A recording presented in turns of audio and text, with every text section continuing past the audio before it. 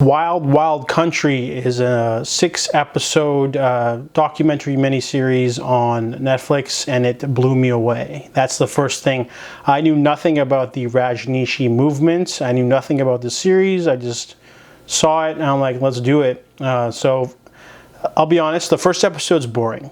There's 6 episodes. The first episode is the least interesting because it's basically just telling you what the Rajneeshee movement's about. Basically, in the 70s, there was a extreme religion created by Osho, or Bhagwan Rajneeshee. And he had this sort of radical religion that sort of clashed with the ideologies of the current climate. So in India, he just went away. And a lot of his followers are kind of like baffled. But he has all these lieutenants that sort of organize things for him. He's the figurehead. And his number one was Sheila. She was this really smart woman who was like his number one. She was really ruthless and smart. And he already sent another woman out to buy land in America, somewhere good, and she failed. So they ended up buying a ranch in Oregon, in the middle of nowhere, near Antelope. A community of 40 people where people go to retire. They have like one store, one post office, thing like that. Very dinky town. And the first episode is just setting up the sort of, them arriving, and then mostly interviews with the people that lived in Antelope that didn't like the Rajneeshees. But basically around 600 people show up to the ranch, and the people of the town are like already like, not liking this because they're expecting new neighbors to be like a small family to raise some cattle. Instead, 600 people show up, and they're basically want to build their own little paradise in the middle of nowhere. And so that's the first episode.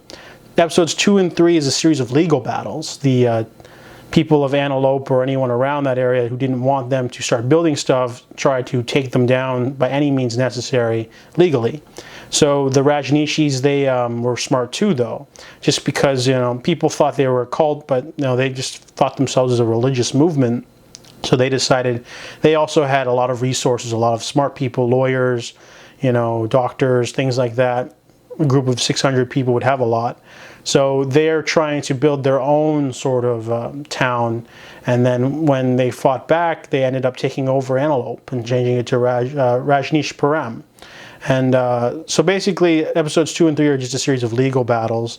And then shit hits the fan 4 to 6, though. The escalation between the two communities finally blows up when someone bombs their hotel. Not there, but in Portland.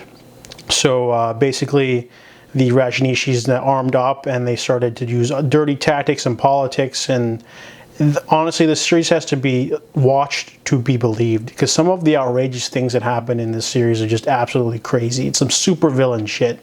I think one of the greatest strengths of this documentary series is that there's a lot of archive footage from the news, from just people there, because the Rajneeshees filmed everything, and you get equal amount. It's a very balanced sort of view, because there's 4 main people from the Rajneeshee side that are alive still in present day doing this.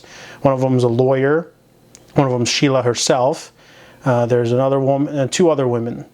And then on the other side, you have about 4 or 5 people from the Antelope side that didn't like the Rajneeshee movement. And there's also some extra law enforcement top officials, like district attorney people and things like that were also trying to take down the Rajneeshees in the later episodes from 4 to 6.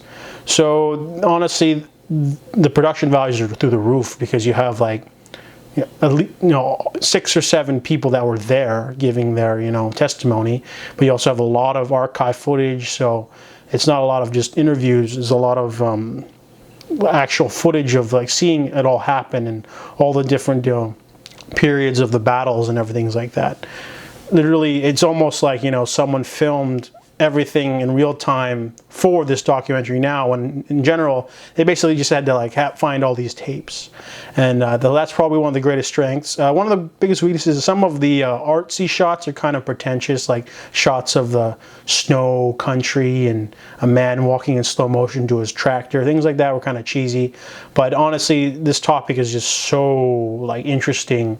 It'll shock you, it'll make you, you know, just be like, I can't believe people did this back in the day. I've never heard of this. And, you know, it toes the line between, you know, who's in the right, who's in the wrong.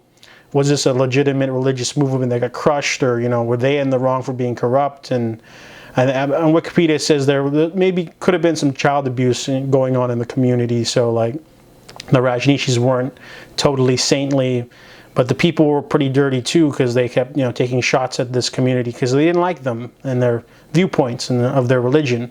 So Wild Wild Country is an absolutely fascinating series. It's a must-watch for any fans of documentaries, or it's very accessible for someone just because of the outrageous story. It's like a true crime thriller that just keeps getting more and more bizarre, and I loved every minute of it. So I definitely recommend Wild Wild Country.